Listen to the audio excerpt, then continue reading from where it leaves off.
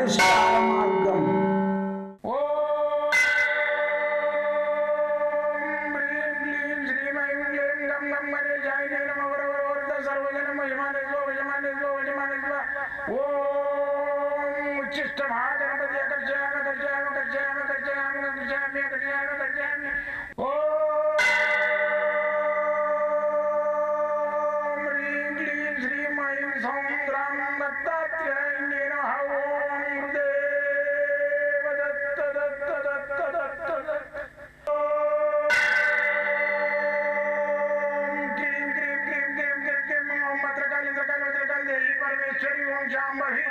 सर्वदिन मोचमाने स्वजमाने स्वजमाने स्वम मत्रकाली मत्रकाली मत्रकाली देवी परमेश्वरी ओम शांभवी अकर्षयामि अकर्षयामि अकर्षयामि अकर्षयामि अकर्षयामि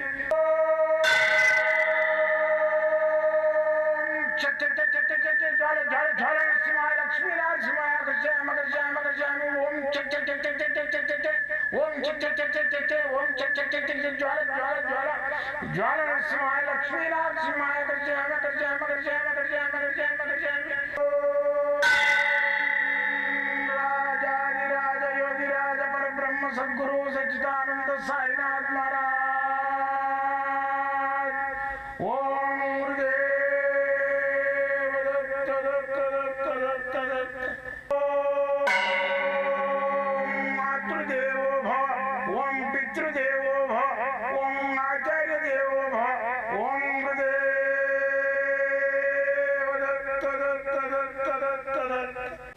ఓం గురుదేవ దత్త దత్త దత్త దత్త దత్త దత్త దత్త. నేను మీ సాయి దత్తానందను. మంత్ర యంత్ర రుద్రాక్ష మూలిక వాస్తు మళ్ళీ వచ్చేసి బ్లాక్ మ్యాజిక్ మళ్ళీ వచ్చేసి దయ్యం భూతము ఇలాంటివి ఉన్నాయా అనే దాని మీద అన్వేషణ చేసుకుంటే ఎంతోమందికి నేను ఉపయోగం వాళ్ళకు నివారణ ఉపాయాలు చేసిన బాగుపడ్డోళ్ళు ఇంకో నలుగురు చెప్తున్నట్టు ఒకటి చెప్పాలి. నా జీవితం దగ్గరికి వచ్చినాక నాకు ఈ మీడియా అనేది దత్తాత్రేయుడు అటాచ్ చేసిండు. దీంతో మీ అందరికీ నేను కనబడుతున్నాను. అంతకుముందు నేను 42 సంవత్సరాల నుంచి చేస్తూనే ఉన్నా, బాగుపడుతూనే ఉన్నా. ఓన్ కార్డు సీక్రెట్గా వచ్చిపోతున్నారు. ఓ కోడిని గప్ప కింద గంపి గుడ్డు పెట్టగానే లాతుకుట్టేలా కొట్టినట్టు చేసిర్రు. అయితే ఇప్పుడు నేను మీకు ఒక రెక్కలు వచ్చిన పక్షిలాగా మీ అందరికీ నేను కనబడుతున్నా, దర్శనమిస్తున్నా. మీకు నువ్వు ఈ నివారణ ఉపాయాలు చెప్తుంటే నాకు ఎంతో సంతోషం అవుతుంది. మళ్ళీ ఫోన్ చేసి గురువుగారు మాకు మంచిగా అయింది, మీకేమైనా దక్షిణ, నాకు దక్షిణలో ఏమైనా గుళ్ళల్లో ఇవ్వండి, దక్షిణ గుళ్ళల్లో అన్నదానం చెప్పి సంపూర్ణంగా వారానికి ఒకసారి 10 కిలోలు అన్నం వండి పెట్టుంటే మీరు ఎంత కోటీశ్వరులు అయిపోతారు. అన్నదానం లోపల అటువంటి శక్తి ఉన్నది. ఏదైనా గుళ్ళో స్టార్ట్ చేయరు లేని దగ్గర. అయితే నేను మాట్లాడు కూడా పొద్దున 7 నుంచి 9 దాకా మాట్లాడతా, రాత్రి 10 నుంచి 12 దాకా నేను ఫ్రీగా మాట్లాడతాను. ఏం డబ్బులు ఉండవు ఫోన్లో మాట్లాడి. కొందరు ఫోన్లో మాట్లాడినా కానీ 3000 4000 తీసుకుంటున్నట్ట. నా దగ్గర అవన్నీ లేవు, మీరు మా ఫోన్లో మాట్లాడుకోవచ్చు. అయితే కొందరు తెలియక ఏం చేస్తారు, జాతకం చెప్పు గురువారు, మాకు తాయితలు పంపి గురువారు, మాకు రాళ్ళు పంపి గురువారు అంటున్నారు. రాళ్లకు జాతకాలకు వస్తువులకు పైసలు ఉంటాయి కదా, వీటికి డబ్బులు అనే వరకల్లా ఏమంటున్నారు, మీరు వాళ్ళంతా ఫ్రీగా చెప్పారు, ఇప్పుడు డబ్బులు అడుగుతారు. అరే స్టోన్ ఉంటుంది, అది ఒక స్టోన్ వచ్చేసి 3000 4000 ఉంటుంది, ఫ్రీ ఇస్తారా? ఇవ్వలేము. ఓ తాయితీ ఉంటుంది, ఓ 1000 రూపాయలు ఉంటుంది, ఫ్రీ ఇస్తారా? ఇవ్వలేము. ఏదైతే స్థలాలు ఉన్నాయో స్థలాలు చెప్తా. 7 గంటల నుంచి 9 దాకా, రాత్రి 10 నుంచి 12 దాకా నేను క్లియర్గా చెప్తా. మీ డేట్ ఉన్నా డౌట్ ఉన్నా అడగచ్చు. ఇప్పుడు నేను ఏదైతే చెప్తున్నానో సబ్జెక్టులు వీటిలలో డౌట్లు ఉన్నా అడిగితే చెప్తా. అయితే ఇవాళ సబ్జెక్ట్ ఏంటంటే ఫోటోలు ఉంటాయి కదా, ప్రేమ్లు ఫోటోలు, దేవుళ్ళ ఫోటోలు, చచ్చిపోయేల ఫోటోలు, మళ్ళీ పూలులవి, సింహాలవి, ఇలాంటి ఫోటోలు ఉంటాయి కదా, ఇంట్లో పెడతాం మనం. ఏడబడితే ఆడ పెడతాం, ఏడబడితే అట్లా పెట్టకూడదు, చాలా తప్పది. దీనికి కూడా వాస్తున్నది. అయితే ఈ ఫోటోలు ఎట్లా పెట్టాలంటే గుమ్మం మీద పెట్టకూడదు. గుమ్మం మీద పెట్టినామనుకో దేవుని విగ్రహాలు, దేవుని ఫోటోలు, దేవుని సంబంధించిన కొబ్బరికాయలు గుళ్ళాలు తెచ్చినవి ఇవన్నీ కడతారు, ఎర్రబట్టలు పెట్టి మళ్ళీ ఫోటోలు పెడతారు. గుమ్మం కూడా మెయిన్ గుమ్మం కూడా పెడతారు. వాళ్ళ ఉద్దేశం ఏంటంటే దాంట్లోకి వెళ్ళి దుష్టశక్తుల గుమ్మంలోకి వెళ్ళి ఇంట్లో, అంటే దుష్టశక్తుల గుమ్మమే అవసరమా? ఇంత రంధ్రం ఉన్న అందులోకి వెళ్ళి వచ్చేస్తుంది దుష్టశక్తి. ఆ గుమ్మం మీద అన్నీ పెడతాడు. ఏం రాని ఆయన ఇట్లా పెట్టిరంటే రాకుండా ఆయన పెట్టమన్నారు పెద్ద మనుషులు. పెట్టకూడదు. ఎందుకంటే ఇప్పుడు ఇంట్లో యంగు లేడీస్ ఉంటారు, దూరం ఉంటారు, అంటే మంత్ ఉంటారు, నెల బహిష్ట అవుతారు. దాని కిందికి వెళ్ళి పోకూడదు. అదే ఇప్పుడు అయ్యప్పని పెట్టినామనుకో, హనుమంతుని పెట్టినామనుకో, 2 కొబ్బరికాయలు తెచ్చి కట్టినామనుకో, దాని కిందికి వెళ్ళిపోతే దోషం అవుతుంది, దరిద్రం చుట్టుకపోతుంది. తెలియదు, అది తెలియక చేసే పని. ఆ గుమ్మం మీద ఇప్పటికైనా సరే ఏమన్నా ఉంటే గుమ్మం పక్కకు పెట్టండి, పక్కకు కట్టండి, దాని కిందికి వెళ్ళి పోకూడదు. ఫోటోలు ఈరోజు మొత్తం శీర్షిక మొత్తం ఫోటోలదే చెప్తాం మీకు. అయితే లోపలికి రాగానే ఇంకా ఫోటోలు పెడతారు. ఒక ఇట్లా పడుకొని ఉంటాడు, ఏది చనిపోయిన వాళ్ళకి, చనిపోయిన వాళ్ళ ఫోటోలు కూడా ఎదురుకు పెట్టకూడదు. లోపలికి ఎవరని రాగానే ఈయనెవరు, మా తాత ఉండే చచ్చిపోయాడు, ఎన్నేళ్ళు ఉండే 90 ఏళ్ళ చచ్చిపోయాడు, అందుకే ఫోటో పెట్టుకున్నాను నేను. ఈయనెవరు, ఈయన మా పాలి ఆయన ఉండే, ఈయన చచ్చిపోయాడు. తల్లిదండ్రి ఫోటో పెట్టుకో, బెడ్రూమ్లో, ఎదురుకు పెట్టకూడదు. బెడ్రూమ్లో పెట్టుకో, పొద్దున్న లేచి కళ్ళ చూడాలి, దండం పెట్టుకోవాలి. నీకు ఆఫీస్ ఉంటే ఆఫీస్లో పెట్టుకో, ఇంట్లో కూడా కొందరికి ఆఫీస్ ఉంటుంది, ఇట్లా ఆఫీస్లో పెట్టుకో. అట్లా హాల్లో పెట్టకూడదు. వచ్చినవాడు ఏంది విచారణ పడతాడు. రాగానే అయ్యో మా డాడీ ఉండే, ఆయన 40 ఏళ్ళకే చచ్చిపోయాడు, మేము పుట్టినాక హార్ట్ అటాక్ వచ్చి. పెదవులు కిందికి పోయినాయి, మీదికి ఉండాలి, ఇట్లా నవ్వాలి, నవ్వే ఫోటోలు పెట్టాలి. ఇది విచారణకు సంబంధించిన ఫోటోలు హాళ్ళల్లో మనం లోపలికి రాగానే పెట్టకూడదు. చూసి అడుగుతారు కంపల్సరీ, ఎవరి ఫోటో అని పెట్టకూడదు. ఇప్పుడు సాయిబాబా ఫోటో ఒకటి ఉన్నది, నవ్వినట్టున్నది, అది పెట్టు. పిల్లల ఫోటోలు ఉన్నాయి, మీ పిల్లలను బాగా నవ్వించి ఫోటో తీసేసి పెట్టు ఎదురుకు, నవ్వినట్టు, ఫుల్ నవ్వినట్టు, ఇట్లా ఇట్లా ఉండాలి ఫోటో ఎదురు.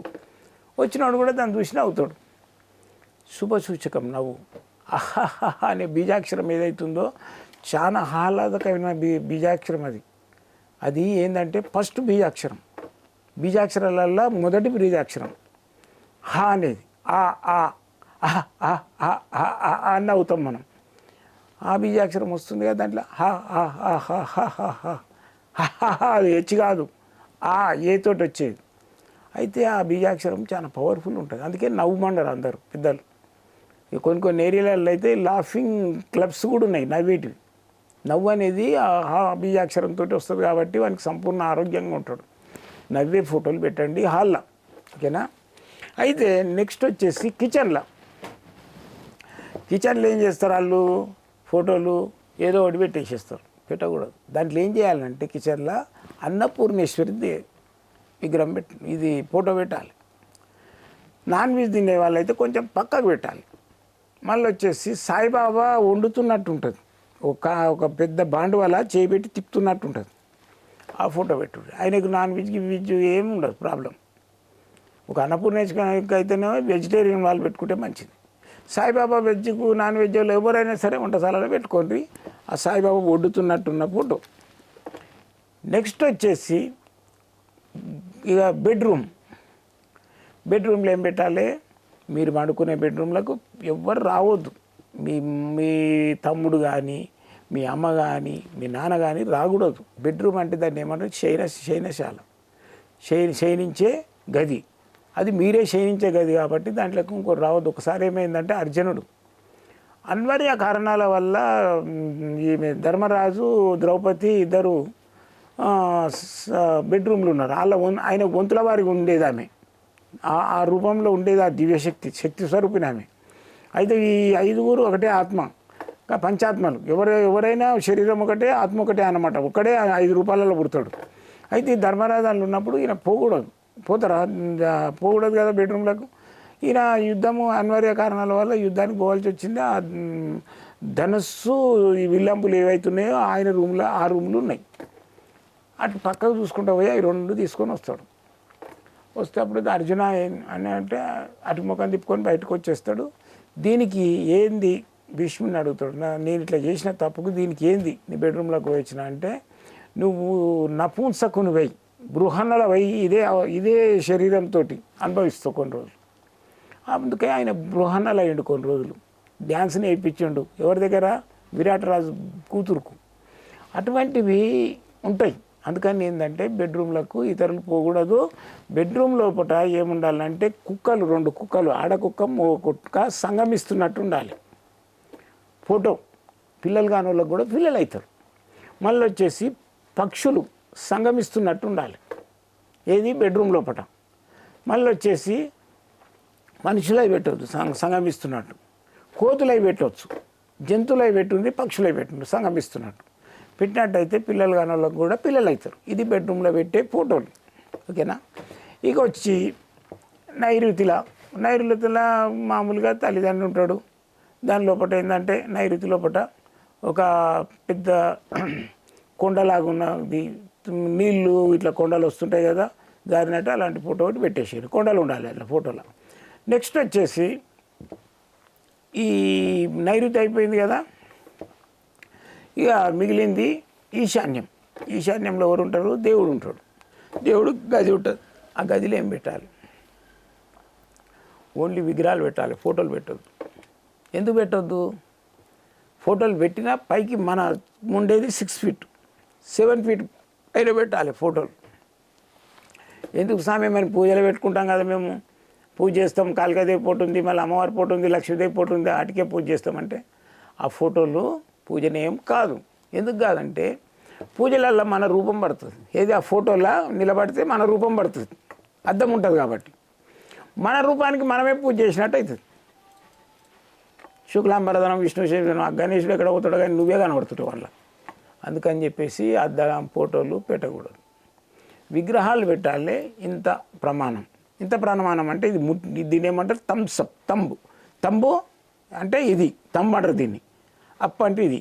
అయితే ఈ థమ్స్అప్కి ఏంటంటే ఇది మొత్తం టోటల్ కలిసి ఇంత లావు ఉండాలి విగ్రహం, ఇంత ఎత్తు ఉండాలి. దీనికి తెలియక ఏం చేస్తారు? ఈ బొటనవేలు సైజు పెట్టుకోమంటారు. ఈ బొటనవేలు సైజు పెట్టకూడదు. తంబు ఇంత ఉంది కదా, ఈ పిడికెడంతా ప్రమాణము ఇంత ఎత్తు ఉండాలి. మనం వేలు లేపినంత ఎత్తు పెట్టండి. మీరు దట్టంగా ఒక 2 విగ్రహాలు అయినా సరే మీకు ఇష్టమైన విగ్రహాలు తెచ్చి పెట్టండి, వాటికి పూజ చేయండి, మీకు పవర్ వస్తుంది. ఏమైనా ఫోటోలు పెట్టుడు, వాటికి అగరబత్తీలు పెట్టుడు, అగరబత్తీలు ముట్టి కింద దాకా వచ్చినాక అద్దం పలుగుడు, మళ్ళీ దానికి అన్ని ఫోటోలకు అన్ని బొట్లు పెట్టుడు. ఫోటోలకు వెళ్ళి ఏదైనా సినిమాలు చూసిరా, ఫోటోలకు వెళ్ళి మీకు దేవుడు వచ్చి దర్శనం ఇచ్చినట్టు విగ్రహాల లోపలికి వెళ్ళి వస్తారు. శాస్త్రం చూసే సినిమాలు తీస్తారు లక్షల కోట్లు పెట్టి. ఓసారి చూసుకోండి. అందుకని విగ్రహాలు పెట్టాలి ఈ ఈశాన్యంలో ఉన్న దేవుడు రూమ్లో. ఓకేనా. ఇది ఫోటోలకు సంబంధించిన వాస్తు. అయితే ఇది పాటించుంటే ఇంకేమన్నా డౌట్లు ఉంటే నాకు ఫోన్ చేయండి. ఎలవేళవి సాయి దత్తానంద.